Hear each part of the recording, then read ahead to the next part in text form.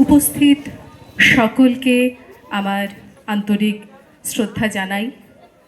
যারা সামনে গুণীজন বসে আছেন এবং সকল শিক্ষক শিক্ষিকা এবং সুরভারতী সঙ্গীত কলা কেন্দ্রের সকল সদস্যকে আমার আন্তরিক শুভেচ্ছা।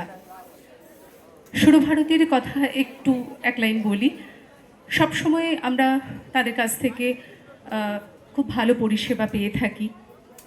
আমার স্কুলের নাম কৃতাঞ্জলি আন্তর্জাতিক আবৃত্তি সংস্থা। এই বছরে 125 জন সেখান থেকে পরীক্ষা দিয়েছে, যার মধ্যে বাংলাদেশ, স্কটল্যান্ড এবং পশ্চিমবঙ্গের বিভিন্ন জেলার ছাত্রছাত্রীরা আছে। তার জন্য আমরা কৃতজ্ঞ তাদের কাছে। আমি মধুমিতা পাল মণ্ডল, আমি বর্তমানে আকাশবাণীর অ্যানাউন্সার। আজকে আমার নিবেদনে থাকবে দুটি ছোট কবিতা। প্রথম কবিতা সুবোধ সরকারের শাড়ি। বিয়েতে 51টা শাড়ি পেয়েছিল মেয়েটা, অষ্টমঙ্গলায় ফিরে এসে আরও 6টা। এত শাড়ি সে একসঙ্গে জীবনে দেখেনি। আলমারির প্রথম থাকে সে রাখলো সব নীল শাড়িদের।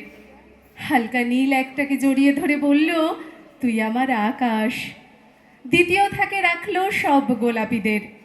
গোলাপি একটাকে জড়িয়ে ধরে বলল, তোর নাম অভিমান। তৃতীয় থাকে 3টি ময়ূর, যেন 3 দিক থেকে ছুটে আসা সুখ। তেজপাতা রং যে শাড়িটার, তার নাম দিল বিষাদ। সারা বছর সে শুধু শাড়ি উপহার পেল। এত শাড়ি সে কি করে এক জীবনে পরবে? কিন্তু বছর যেতে না যেতেই ঘটে গেল সেই ঘটনাটা। সন্ধ্যের মুখে মেয়েটি বেরিয়েছিল স্বামীর সঙ্গে চাইনিজ খেতে। কাপড়ে মুখ বাঁধা 3টি ছেলে এসে দাঁড়ালো।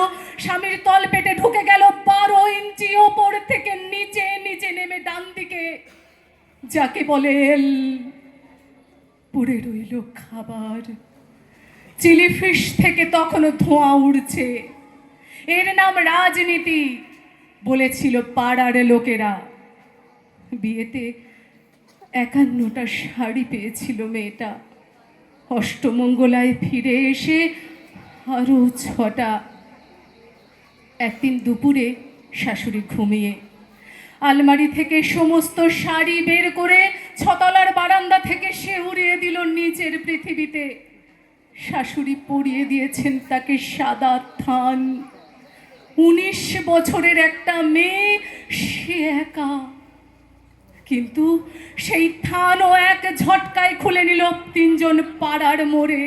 একটি সদ্য বিধবা নগ্ন মেয়ে ছুটছে আর চিৎকার করছে, বাঁচাও।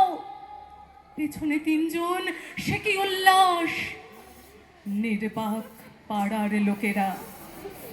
বিয়েতে 51টা শাড়ি পেয়েছিল মেয়েটা, অষ্টমঙ্গলায় ফিরে এসে আরও 6টা।